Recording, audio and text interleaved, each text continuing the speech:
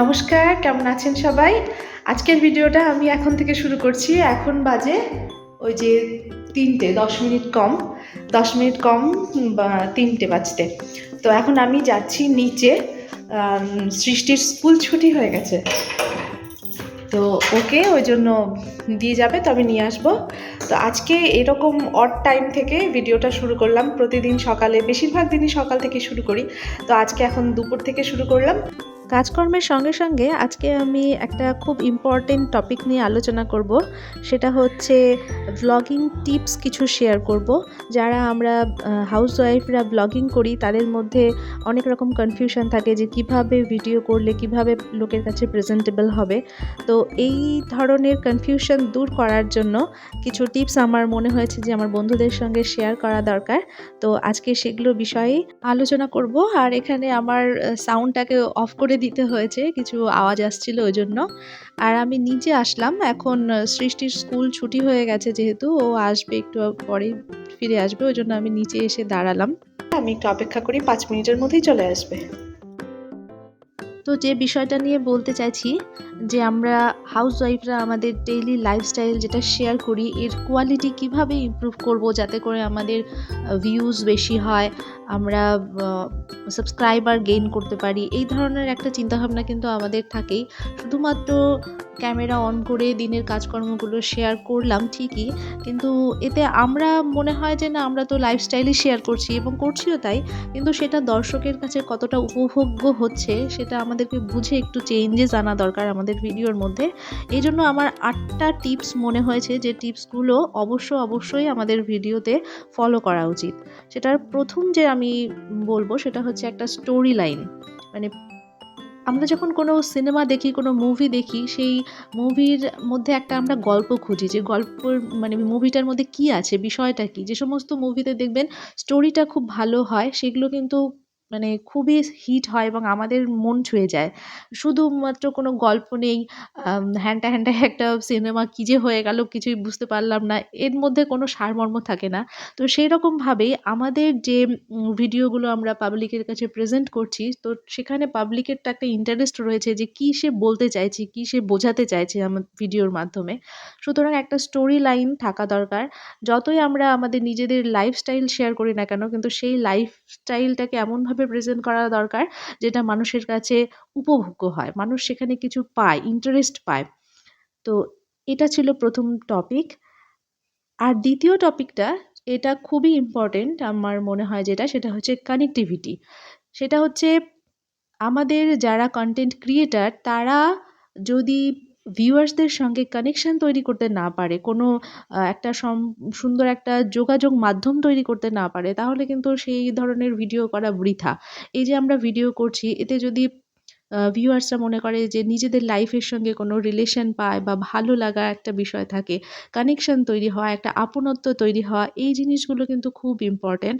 যদি না আপনার ব্লগ থেকে মানুষ সেরকম কোনো ইন্টারেস্ট পাচ্ছে, সেরকম কোনো কানেকশন ফিল করতে পারছে, আপনার ব্লগের মধ্যে নিজেকে যদি কেউ তুলে ধরতে পারে, নিজেকে মিল খুঁজে পায়, তখন কিন্তু সেই ভিডিওর মধ্যে একটা কানেকশন তৈরি হয়। আর শুধু একটা ভিডিও না, পরপর ভিউয়ার্স কিন্তু অন্য ভিডিওগুলোকেও দেখার জন্য সচেষ্ট হয়।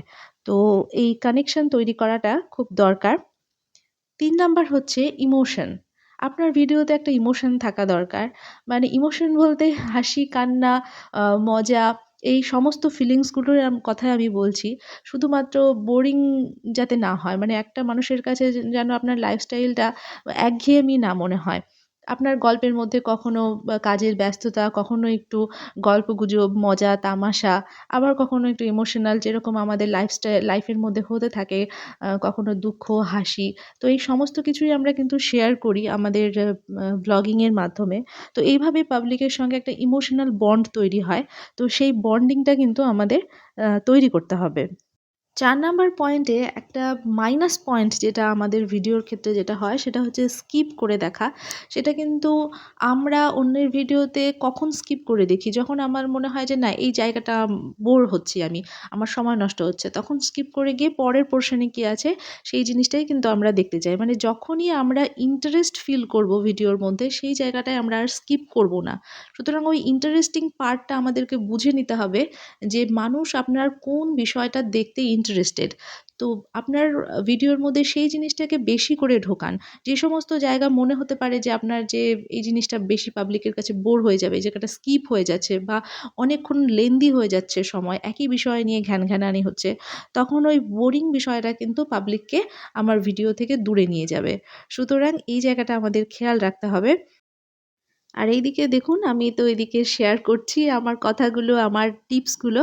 আর সেই সঙ্গে চাউমিন হয়ে গেছে। চাউমিন না, সরি, ওটা ম্যাগি ছিল। কিন্তু চাউমিনের মতন এগ আর ভেজিটেবল দিয়ে করলাম। আর বিকেলবেলা হাসব্যান্ড ফেরার সময় মিষ্টি নিয়ে এসছে। তো সেগুলো এখন বাটিতে, বাটিতে ঢেলে নেব। এখন যে ৪ টে পয়েন্ট আমি বললাম এগুলো ছিল থিমের ব্যাপার। মানে এগুলো আ থিম অনুযায়ী আপনার ভিডিওর থিমটাকে কিভাবে প্রেজেন্ট করবেন সেটার ব্যাপার। তো এখন আসি হচ্ছে আপনার ভিডিওর ইম্পোর্টেন্ট যেটা হাইলাইটেড পার্ট সেই বিষয় নিয়ে। মানে আমি বলতে চাইছি যে আপনার ভিডিওকে আ যেটা করতে হবে সেটা প্রফেশনাল ভাবে প্রেজেন্ট করতে হবে। মানে অন্যের ভিডিও আমরা যখন দেখি তখন সেই ভিডিওর মধ্যে একটার পর একটা সিনগুলোকে যেভাবে প্রেজেন্ট করা হয় সেটাকে একটা মানে মনে হয় না যে আমরা মুভি দেখছি এরকম মনে হয়। তো তাতে কি হয় তারা বোঝা যায় যে এই ভিডিওগুলো একটা মানে প্রফেশনাল দিয়ে করা। মানে নিজেরাই হোক আর যেভাবেই হোক তার জন্য ভালো এডিটিংটা জানতে হবে যে কিভাবে এডিটিং করলে এই প্রফেশনাল ভাবে আমি নিজের ভিডিওটাকে তুলে ধরতে পারবো যাতে খিচুড়ি না পাকিয়ে যায়। তার জন্য এডিটিংয়ের দিকটা কিন্তু আমাদের খেয়াল রাখতে হবে। এডিটিংয়ের কথা যখন বলছি তখন ৬ নাম্বার টিপসে আমি যেটা বলব সেটা আপনার ভিডিওর যেটা হাইলাইটেড পার্ট, অর্থাৎ আপনার ভিডিওর মধ্যে একটা সম্পূর্ণ বিষয় তো একই রকম ইন্টারেস্টিং হতে পারে না। একটা ভিডিওর ২-৩ টে পার্ট হয়তোবা ইন্টারেস্টিং, তো সেই পার্টটাকে আপনি আগে একটু পাবলিককে দেখিয়ে দিন। পাবলিককে শো করিয়ে দিন যে আপনার ভিডিওর মধ্যে এটা আছে। তো তারপর আপনি ধীরে, ধীরে, ধীরে, ধীরে অন্যান্য অংশ দেখিয়ে তারপরের ওই অংশটাকে একটু শেষের দিকে বা মাঝামাঝি দিকে রাখুন। তাহলে কিন্তু পাবলিকের আপনার ভিডিওতে ইন্টারেস্টটা থাকবে যে পরের ভিডিওটা কখন আসবে, কখন দেখব। এই করতে, করতে কিন্তু কিছুটা অংশ তার দেখা হয়ে যাবে। তো এটা ছিল ৬ নাম্বার পয়েন্ট যে হাইলাইটেড পার্টকে আগে একটু দেখিয়ে রাখুন। ৭ নাম্বার পয়েন্টে যেটা বলব সেটা হচ্ছে আপনার ভিডিওতে টেক্সট ইউজ করুন। বিশেষ করে যারা আ মা গানের ভিডিও করেন বা আ আ কুকিংয়ের ভিডিও করেন তারা তো টেক্সট ইউজ করেন এবং তাদের করাটা উচিতও। কিন্তু আমাদের ব্লগিংগুলোতে টেক্সট ইউজ সেইভাবে হয় না। কিন্তু যদি আপনি ব্লগিংয়ের মধ্যেও কোথাও ঘুরতে যাচ্ছেন বা কোনো কিছু কুকিং রেসিপি শেয়ার করছেন, সেই সমস্ত জায়গাগুলোতে হালকা করে কিন্তু সাইডে টেক্সট শেয়ার করতে পারেন। আর টেক্সটের কথা যখন বললাম তখন কিন্তু আপনার ভিডিওর যেটা টাইটেল, সেই টাইটেল কিন্তু ভিডিওতে দিতে ভুলবেন না। শুরুতে বা কোনো একটা বিশেষ জায়গায় আপনার ভিডিওর নামটা কিন্তু অবশ্যই শো করিয়ে দেবেন। আর এদিকে আমি এই ঘরটাতে চলে এসেছি। এই ঘরটাতে অনেক জামাকাপড় আমার জড়ো হয়ে গেছিল। শীতের দিনে জামাকাপড় জড়ো হতেই থাকে। তো এগুলোকে সময় মতন করে বিশেষ করে এই বিকেলবেলা সন্ধ্যের দিকটাতে আমি একটু গুছিয়ে রাখি। তো ডেইলি ইউজের যে সমস্ত জামাকাপড় ছিল সেগুলোকে তো আলাদা রাখি। আর এখন যেহেতু শীতটা একটু কমে গেছে, ওইজন্য শীতের কিছু সোয়েটার ওগুলো আমি একটা ব্যাগের মধ্যে করে ভরে সাইড করে রাখলাম। এখন থেকে তো আস্তে, আস্তে সব কেচে দিয়ে তুলে রাখতে হবে। অতটা মানে ঠান্ডার পরিমাণটা অনেকটাই কমে গেছে। তবুও গায়ে কিছু তো থাকতেই হচ্ছে। আমি সোয়েটার তো সকাল সন্ধ্যে পরেই আছি। তবে রোদ মাঝে, মাঝে উঠছে আর সেই সময়টা খুব ভালো লাগছে। এখন চলুন সবার শেষ পয়েন্ট যেটা লাস্ট পয়েন্ট সেটার দিকে যাওয়া যাক। সেটা হচ্ছে আমরা সবাই জানি যারা ব্লগিং ইউজ করি তারা সকলেই এই জিনিসটা জানি এবং ইউজ করি। সেটা হচ্ছে আমাদের ভিডিওকে অ্যাট্রাকটিভ করার জন্য আমরা কিন্তু মিউজিকের ইউজ করি। তো এই মিউজিকের ইউজ করলে অবশ্যই মিউজিকের একটু কোয়ালিটি মনে হয় যে ইমপ্রুভ হয়, ভালো লাগে। তো সব ক্ষেত্রে প্রযোজ্য না। যেখানে, যেখানে আপনার মনে হয় যে এখানে মিউজিক দেওয়ার দরকার সেখানে দেবেন। কিন্তু সেই মিউজিকটা অবশ্যই কপিরাইট ফ্রি হতে হবে। একটা কথা হয়তো আমরা মনে করি যে যখন আমরা ভিডিও পোস্ট করছি তখন ভিডিওর মধ্যে কপিরাইট থাকছে না। কিন্তু একটা সময় দেখা যায় যে ভিডিও ভাইরাল হওয়ার পরে ওই ভিডিওর মধ্যে কিন্তু কপিরাইট চলে আসতে পারে। তো প্রথম থেকেই সচেতন থাকুন যে যে ধরনের মিউজিক আপনারা ইউজ করছেন সেগুলো যেন কপিরাইট ফ্রি হয়।